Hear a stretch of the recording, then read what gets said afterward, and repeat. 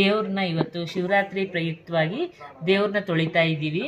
So ಯಾವಾಗೂ ಏನು ಮಾಡ್ತಿದ್ದೆ ಅಂದರೆ, ಇವಾಗ ಜಸ್ಟ್ ಒಂದು ವರ್ಷದಿಂದ ತುಂಬ ದೇವ್ರ ವಿಗ್ರಹಗಳನ್ನ ಉಜ್ಜೋದಕ್ಕೆ ಕಷ್ಟ ಆಗ್ತಾ ಇದೆ ಅಂತಂದ್ಬಿಟ್ಟು ಸಿಲ್ವರ್ ಡಿಪ್ಪಲ್ಲಿ ತೊಳಿತಾ ಇದ್ದೀನಿ.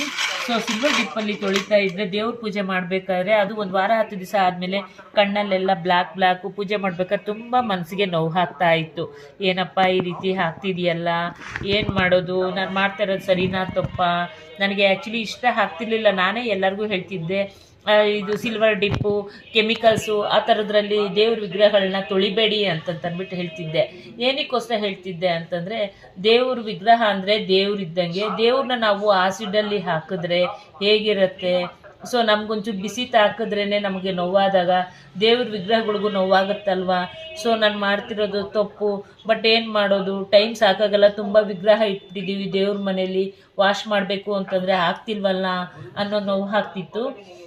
ಈ ದಿನ ಏನು ಮಾಡಿದೆ ಅಂತಂದರೆ, ಆಲೋಚನೆ ಮಾಡ್ಕೊಂಡು ಒಂದು 10-15 ದಿವಸದಿಂದ ಆಲೋಚನೆ ಮಾಡಿ ಹುಣಸೆಹಣ್ಣು ನೀರಲ್ಲಿ ನೆನೆಸಿ ಇಟ್ಬಿಡೋಣ, ಅದಾದಮೇಲೆ ಸಬೀನ ಹಾಕಿ ಉಜ್ಜೋಣ ಅಂತ. ಮುಂಚೆನೂ ಸಬೀನ ಹಾಕಿ ಉಜ್ಜುತ್ತಿದ್ದೆ, ಹುಣಸೆಹಣ್ಣು ಹಾಕಿ ಉಜ್ಜುತ್ತಿದ್ದೆ. ಬಟ್ ಆದರೆ ನೀಟಾಗಿ ಗಲೀಜು ಹೋಗಬೇಕು ಅಂದರೆ ಹುಣಸೆಹಣ್ಣು ನೀರಲ್ಲೇ ನೆನೆಸ್ಬಿಡೋಣ ಅಂತ ಪ್ಲ್ಯಾನ್ ಮಾಡಿ ಒಂದು ನಿಂಬೆಹಣ್ಣು ಗಾತ್ರದಷ್ಟು ಹುಣಸೆಹಣ್ಣ ನೀರಲ್ಲಿ ಹಾಕ್ಬಿಟ್ಟು ಆ ನೀರಿಗೆ ಸಬೀನ ಹಾಕಿ ಉಜ್ಜುತ್ತಾ ಇದ್ದೀನಿ. ತುಂಬ ಚೆನ್ನಾಗಿ ಕ್ಲೀನ್ ಆಗ್ತಾ ಇದೆ. ಹಾಗಾಗಿ ತುಂಬ ಖುಷಿ ಆಗ್ತಾ ಇದೆ. ನೀವೇನಾದರೂ ಸಿಲ್ವರ್ ಡಿಪ್ಪು ಆ ಥರ ಕೆಮಿಕಲ್ಸ್ದು ಯೂಸ್ ಮಾಡಬೇಕು ಅಂತಂತಂದರೆ ದಯವಿಟ್ಟು ದೀಪಗಳು, ತಟ್ಟೆಗಳು ಆ ಥರದಕ್ಕೆ ಯೂಸ್ ಮಾಡಿ. ದೇವ್ರ ಮನೇಲಿ ಇಡೋ ಅಂಥ ದೇವ್ರ ವಿಗ್ರಹಗಳಿಗೆ ಮಾತ್ರ ಯೂಸ್ ಮಾಡಬೇಡಿ. ಇನ್ನೊಂದು ಇದರಲ್ಲಿ ಸೀಕ್ರೆಟ್ ಹೇಳ್ತೀನಿ, ಅಬ್ಸರ್ವ್ ಮಾಡಿ. ಈ ರೀತಿ ಉಜ್ಜಿರೋ ದೇವರು 1 ತಿಂಗಳು 2 ತಿಂಗಳಲ್ಲಿ ಅಬ್ಸರ್ವ್ ಮಾಡಿ, ಯಾವುದೇ ಒಂದು ಸ್ಕಿನ್ ಪ್ರಾಬ್ಲಮ್ ಇರೋ ಅಂಥವ್ರಿಗೆ ಖಂಡಿತ ಅದು ಹೋಗುತ್ತೆ.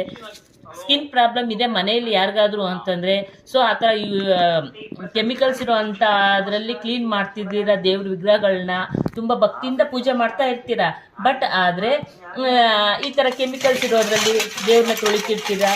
ಇದೊಂದು ಅಬ್ಸರ್ವ್ ಮಾಡಿ, ನಿಮಗೇನೆ ಗೊತ್ತಾಗುತ್ತೆ ಎಷ್ಟು ಚೆನ್ನಾಗಿ ಬೆಳ್ಳಗೆ ಆಗಿದೆ ದೇವರೆಲ್ಲನೂ. ಬೆಳ್ಳಿ ಸಾಮಾನು ತುಂಬ ಖುಷಿ ಆಗ್ತಾ ಇದೆ, ಚೆನ್ನಾಗಿ ಬೆಳ್ಳಗಾಗಿದೆ. ಸೊ ನಾನಿವತ್ತು ಎಲ್ಲ ಪಾತ್ರೆನೂ ಎಲ್ಲನೂ ಹುಣಸೆಹಣ್ಣು ನೀರಲ್ಲೇ ತೊಳಿತಾ ಇರೋದು. Thank you.